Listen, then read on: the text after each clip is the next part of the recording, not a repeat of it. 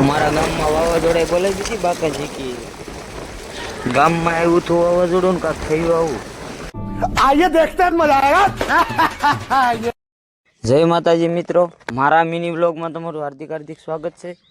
આજે અમારા ગામમાં વાવાઝોડું ફૂલ બાકાશીકી બોલાવી રહ્યું છે।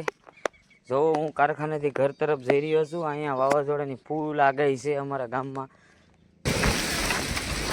વાવાઝોડું આવ્યું ને તો હું કરતો હતો મોજ મસ્તી। જોવો આપણે તો મોજ મસ્તી કર્યું, પણ બિચારા ખેડૂત મિત્રોના પાક ઉગેલા છે એ તે પણ ખરાબ થઈ ગયા છે।